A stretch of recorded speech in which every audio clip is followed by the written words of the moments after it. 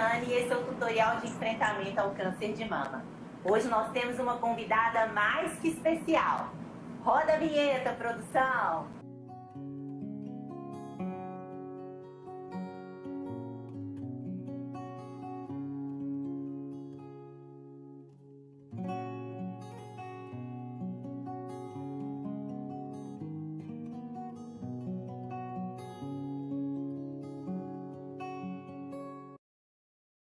Oi, gente! Que prazer estar aqui de novo com vocês.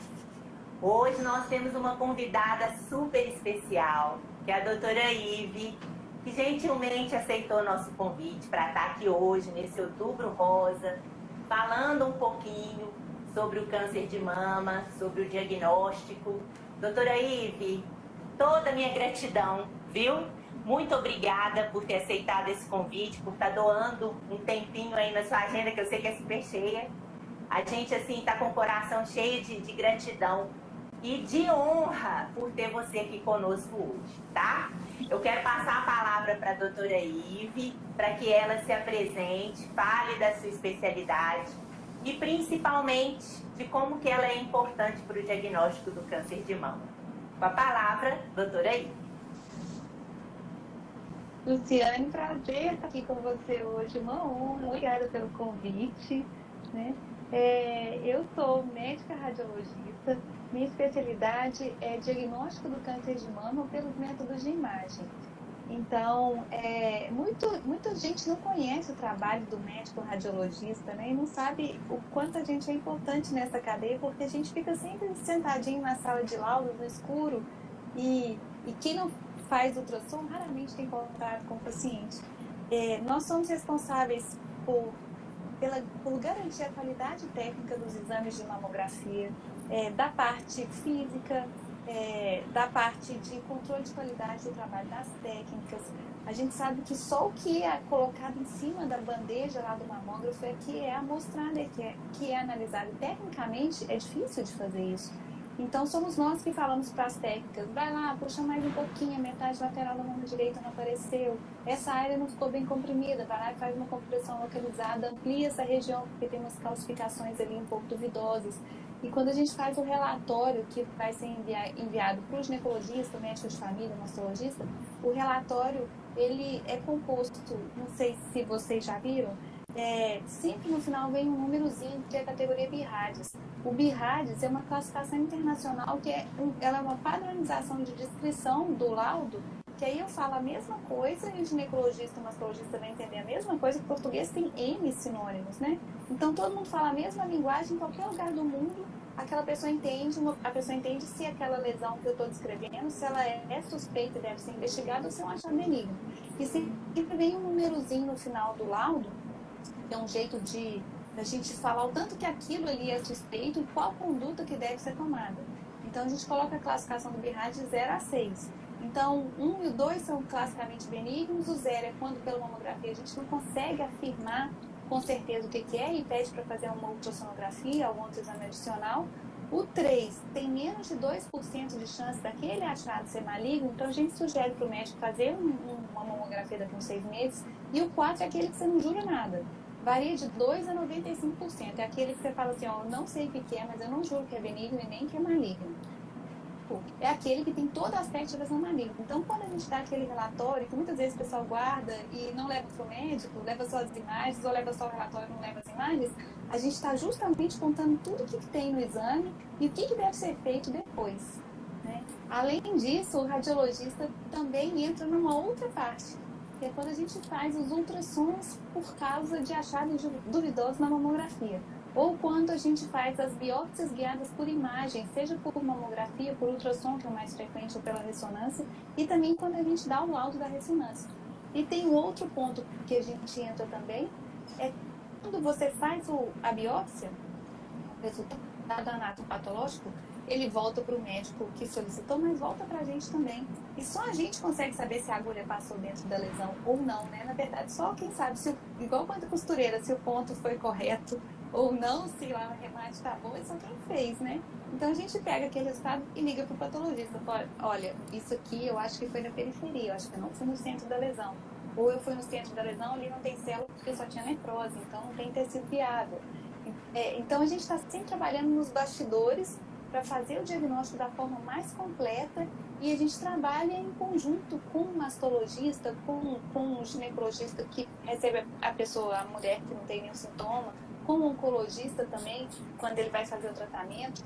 Então a gente está sempre nos bastidores, sempre fazendo o alinhavo entre o diagnóstico e até onde a paciente chegar no especialista que ela deve ir. Esse é o nosso trabalho.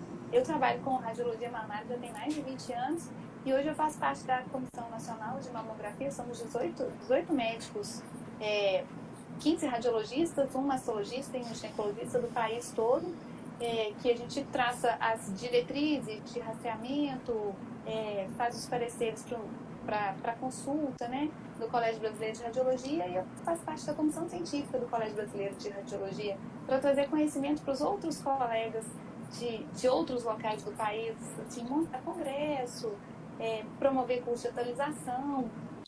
E trabalho hoje em 3 locais em Belo Horizonte, no Hermes Pardini, na Conrad e no Instituto Horizonte, onde a gente tem a casa delas, que é um breast center.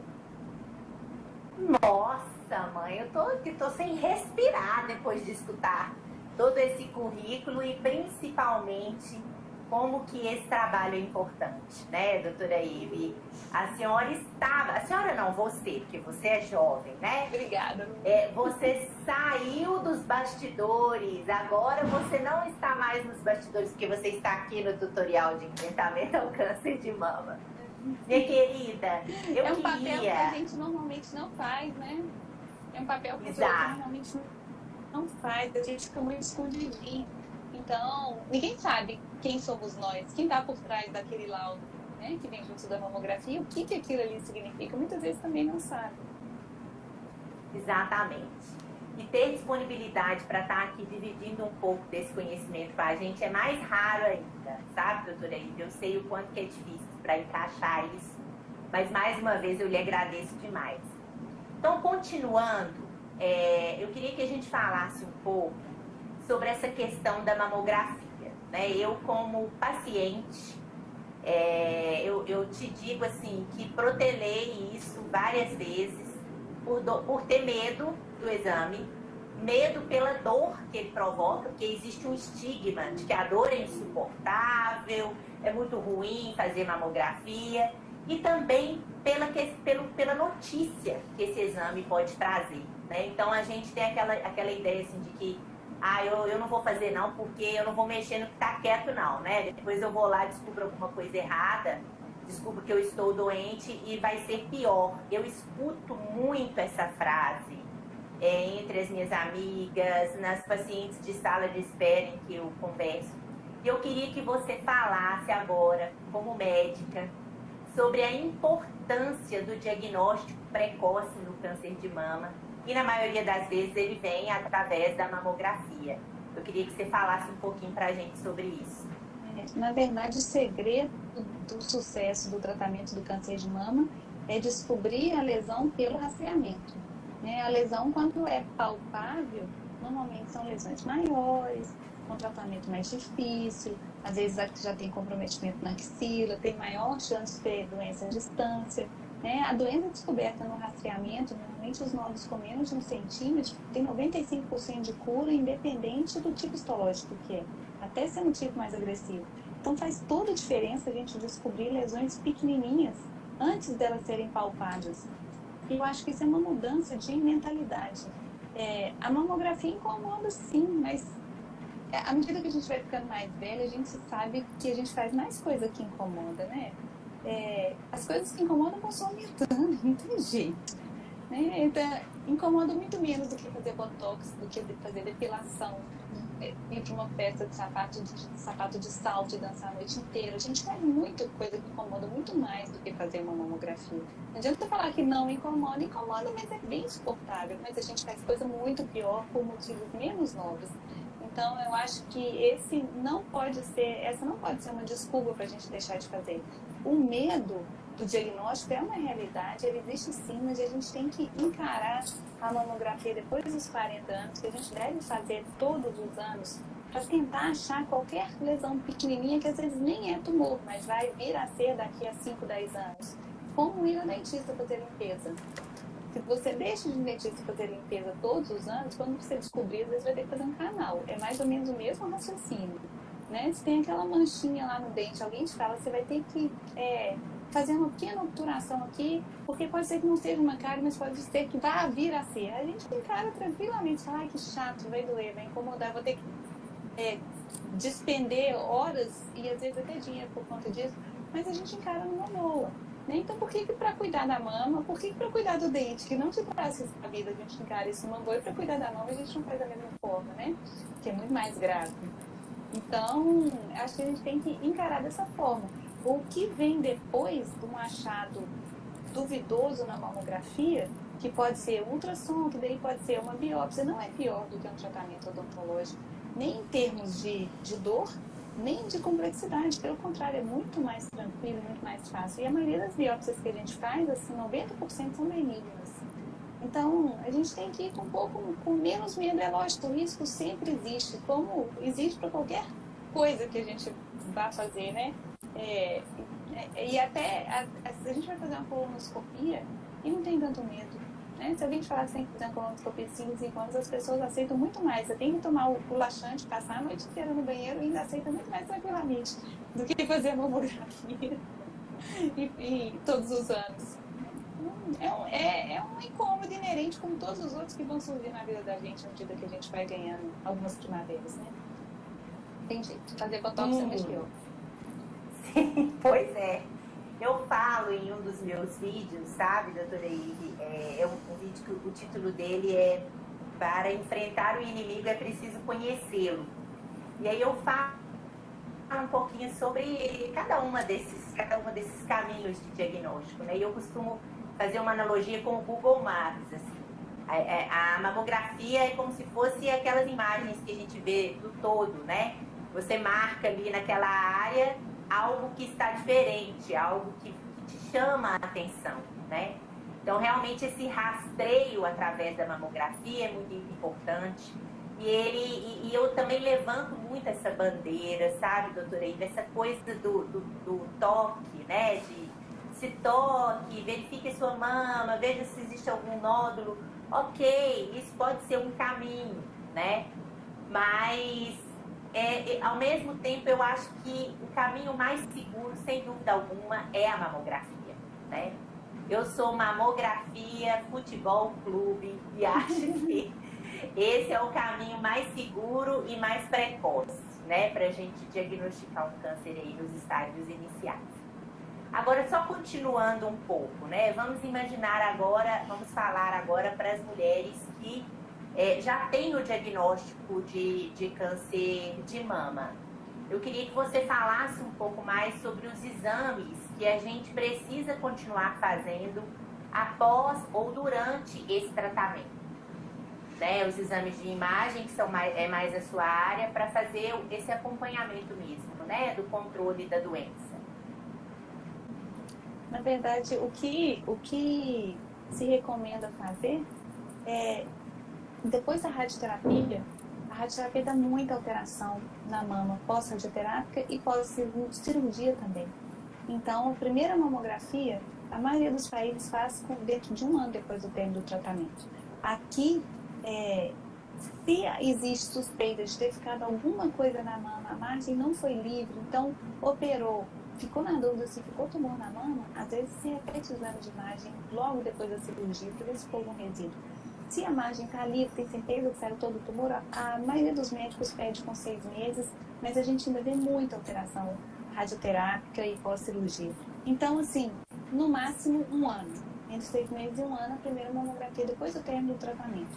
Não tem nenhuma recomendação de rastreamento especial para paciente que já foi operada, mas a gente tem que ficar atento se existir uma dúvida diagnóstica no primeiro momento, por ser um paciente que tem uma mama mais densa, às vezes a mamografia foi insuficiente para ver a lesão.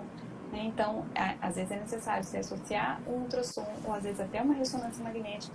Às vezes o diagnóstico foi difícil porque ficou obscurecido na mamografia. Agora que operou, vai ficar pior ainda. né, para ver uma recidiva. Então, quase sempre se associa um outro método que é a ultrassonografia. E a gente sabe que o melhor método para ver as lesões é a ressonância magnética, mas por si só por ter tido câncer de mama, não tem nenhum país que oferece a ressonância magnética como rastreamento obrigatório para todo mundo que teve câncer de mama já, a não ser para aquelas que tinham uma dificuldade prévia, ou porque a mama era densa, ou porque tinha história familiar, um perfil familiar de câncer de mama que passa batido, porque às vezes só faz diagnóstico na hora que tem um tumor. Então é isso. Continuar fazendo os exames, atenção no perfil genético que às vezes passou batido e na dificuldade diagnóstica pela mama densa e agora operada. Lembrando que a mama operada também é uma dificuldade diagnóstica. Você tem distorção de arquitetura, você tem algum cisto oleoso, você tem lesões que confundem com lesões malignas. Então, às vezes, isso gera um estresse. Isso também gera novos exames, como ultrassonografia. Aqui, depois da cirurgia, pelo menos a mamografia em 1 ano e quantas tem um outro método associado. Às vezes, ultrassom e por vezes, tons. Pacientes especiais. Entendi. E essa, existe uma, só assim para a gente fechar um pouco esse assunto, sobre as mulheres que fazem a reconstrução depois, né? Retira o tumor e fazem a reconstrução da mama com silicone. Esses dias me perguntaram assim, Lu, eu posso fazer mamografia na mama que foi reconstruída? Aí eu falei assim, eu vou deixar essa pergunta para os universitários. E eu prometi que eu ia repassar essa pergunta para você. Eu queria que você nos explicasse sobre isso. Não tem nenhuma obrigatoriedade de fazer ou não, você não pode fazer mamografia na mama reconstruída. Pela questão da compressão, não tem problema, porque a força sobre a área é espalhada, não vai romper a própria. Pela questão do benefício, a gente sempre pergunta para o cirurgião, qual foi o tamanho do retalho que ele deixou? Quando o retalho, principalmente ele atrás do mamilo, para não ter necrose de mamilo, a gente sabe que retalho é igual ao tecido mamário. Então, se ficou muito retalho, alguns cirurgiões pedem para a gente fazer a mamografia da mama operada por causa daquela região atrás do mamilo, principalmente. Agora, se é aquela mastectomia que não sobrou nem mamilo, é só pele e prótese, a justificativa para não se fazer é a seguinte: se tiver alguma coisa, a pessoa vai palpar ou vai aparecer na pele. A gente não vai conseguir identificar as calcificações fininhas, que seriam um sinal que a gente não palpa e não aparece na pele, né? É muito raro, a maioria vai ser palpável. Então não tem benefício nenhum em fazer mamografia nesse tipo de paciente que foi submetido a esse tipo de cirurgia. Mas se sobrou tecido mamário, principalmente atrás do mamilo, se o cirurgião me fala, eu deixei um retalho grande, aí a gente faz. Então, caso a caso. Entendi. Então, não existe uma resposta geral para essa pergunta, né? Tem que não tem uma caso a regra. caso. Não tem uma regra porque os cirurgiões, cada um opera de acordo com a sua habilidade e com cada caso, não é uma coisa, é uma coisa muito individualizada a cirurgia, né? Então, o segmento também tem que ser. Entendi. Porque a gente não pode esquecer da outra mama. Exato. E aí, né? E essa outra mama, no caso da mulher que já teve o câncer de mama, a investigação da outra mama também acompanha os mesmos períodos que você falou anteriormente? Sim, se não, aí tem que ver aquela questão de como era antes do diagnóstico.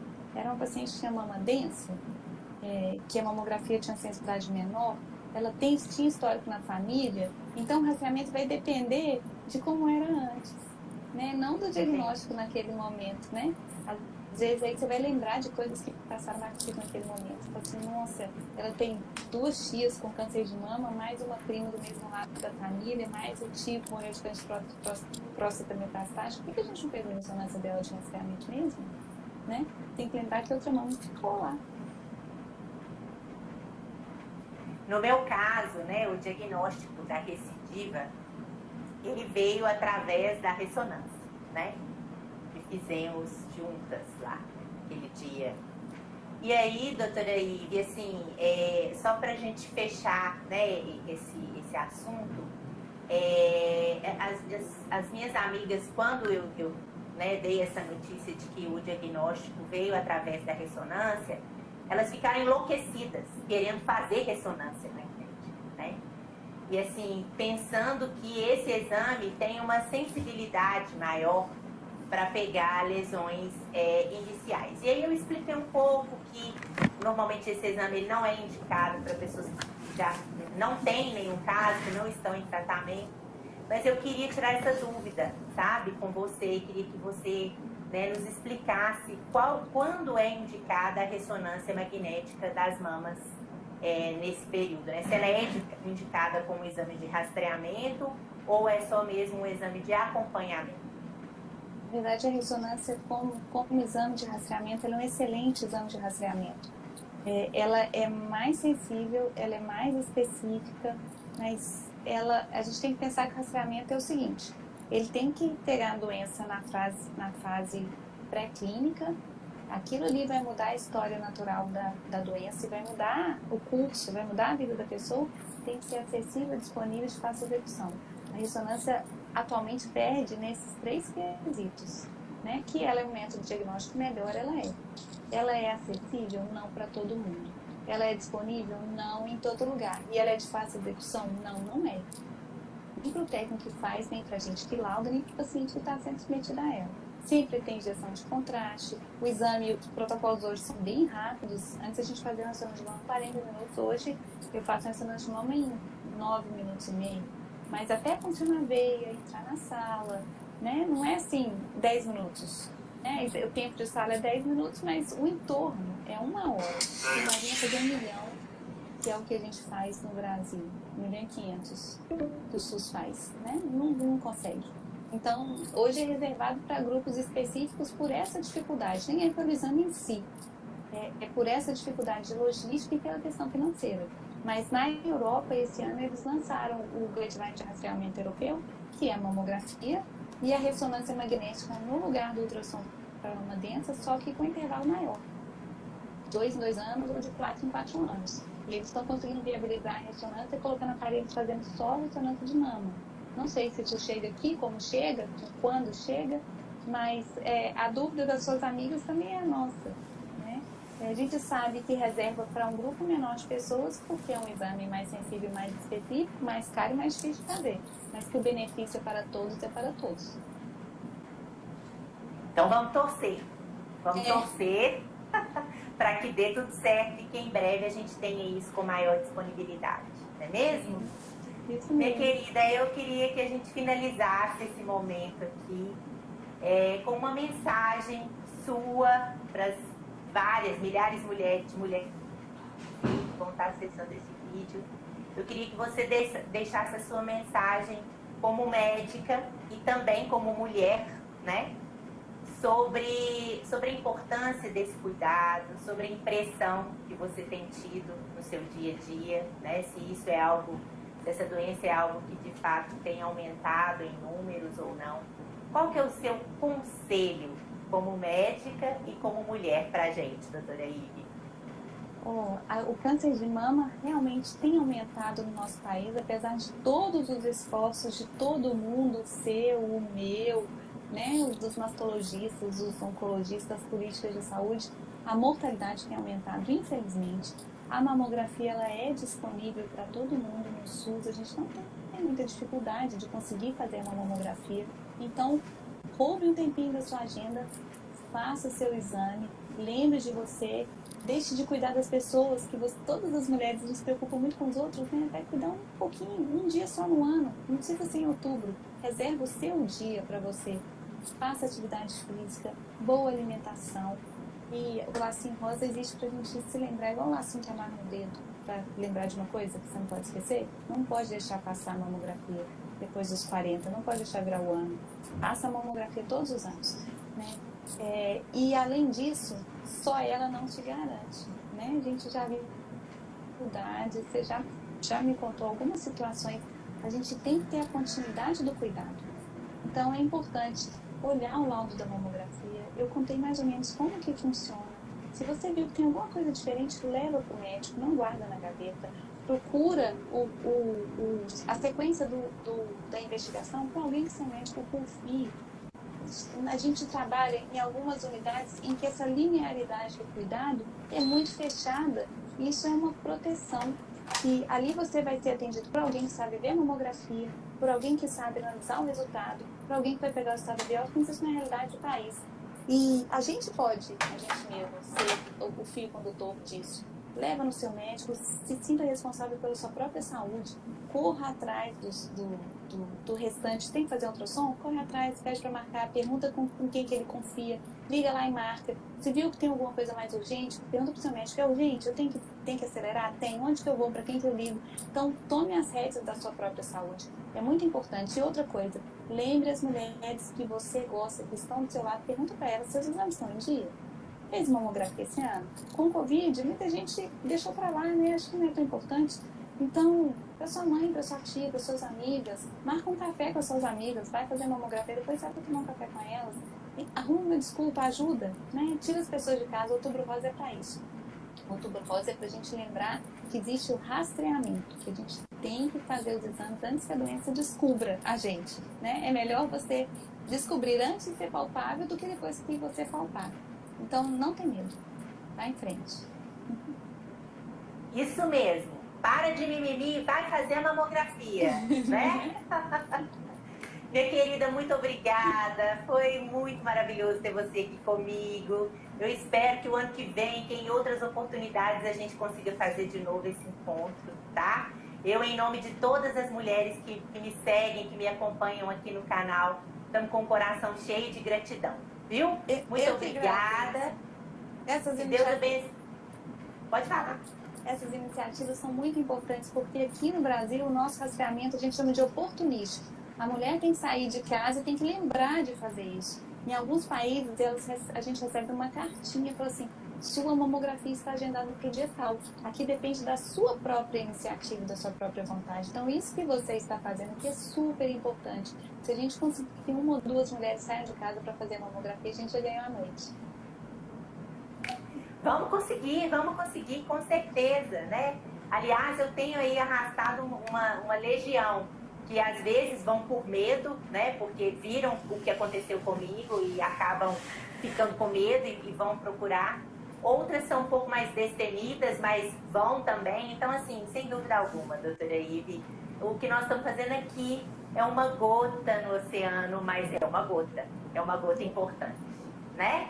Minha querida, que Deus lhe abençoe a você, a sua família, que Deus lhe dê muita saúde para você continuar nos ajudando aí, sendo essa profissional tão maravilhosa que é. Viu? Muito obrigada pelo seu apoio e pela sua presença aqui com a gente. E para você também, muito obrigada por apoiar e por ajudar tanta gente. Obrigada, Lu. Obrigada pela coragem, pela iniciativa e pelo convite. Obrigada, minha querida. Um beijo. Beijo.